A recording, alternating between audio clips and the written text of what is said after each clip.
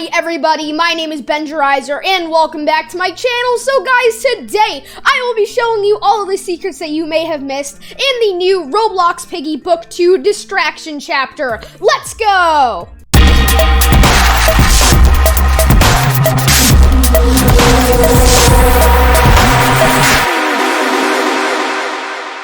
Okay everybody, so in this new chapter, which by the way, if you don't know what it is basically the new distorted memory that came out about 2 days ago now in book 2. And it is called Distraction. We play as Zizzy, and we have to escape from the, from kind of memories of the sisters of Z and Zuzi, which is really cool and very crazy. I have a whole gameplay video of it. Go check that out. I'll leave it at the end of this video. But yeah, of course, spoilers for that, just because, you know, it's gonna be talking about the chapter. So guys, before I go into like the ending, which is the main meat of this video, I want to go ahead and talk about all the secret notes, and these relate to the ending, so I'm not going to really explain them all that much. So the first note in this chapter is actually in, well, the one that I found first is in the maze, and it says she will be next. So that is note number 1. The next one is in the cafeteria, and it says they're always with you even when they're not. And then the final one says, do you miss them? Which is in kind of like a kind of kitchen area, the one that you have to open up with the screwdriver. So those are all the secret notes, very simple and easy. But now what I want to talk about is the ending, because it gets pretty crazy. So I also want to explain my theory on what is going to happen next in the Piggy story. So essentially what happens in the ending, I'm just going to kind of give a recap here, is that Zizzy escapes the refinery and is sucked into that kind of black box looking place with all the portals that we saw Dude Man in Piggy Book 2 Chapter 10, the temple, in the Savior ending, of course. So with this, we basically get a conversation between the two of them that is talking about Dude Man and kind of his backstory, which is really interesting. So I'll go over that again. I just kind of want to recap it first. And then they start talking about how Dude Man's backstory is similar to Zizzy's sister, because both of them never talked as children, or I mean, Z, I don't think can talk, and then Dude Man just kind of chose not to talk. Again, I'll get into that in a second here. So and then Dude Man is like, oh, well, I wonder if she'll end up like me.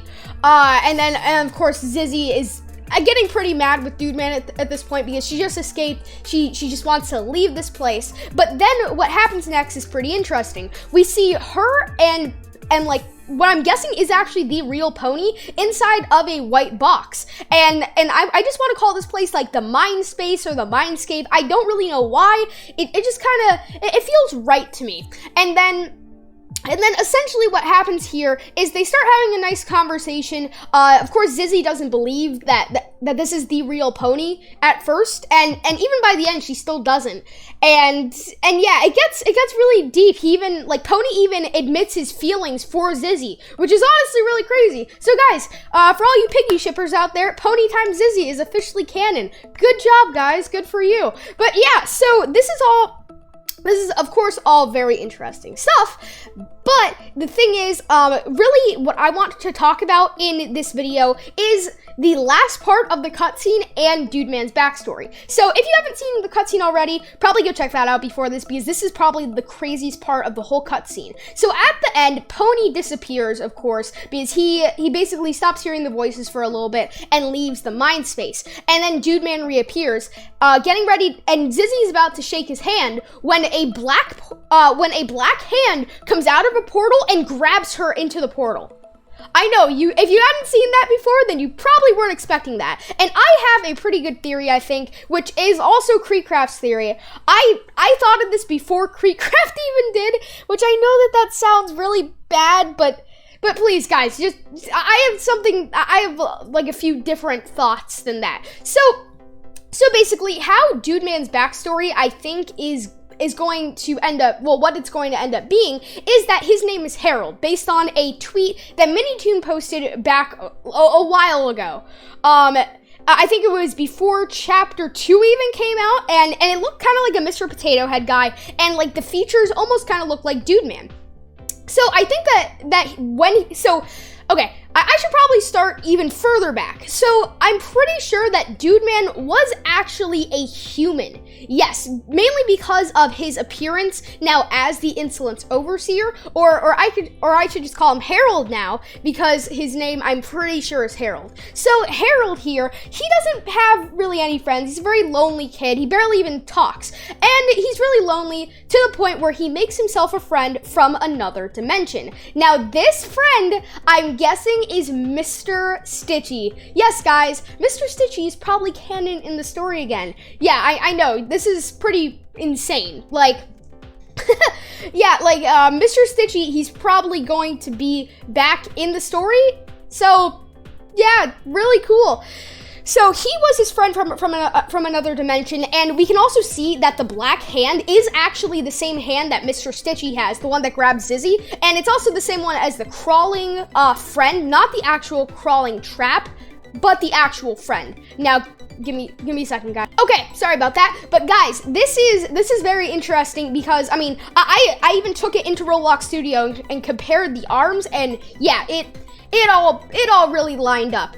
And if you guys have seen KreekCraft's video, then you already probably know all this because he had the same theory as me.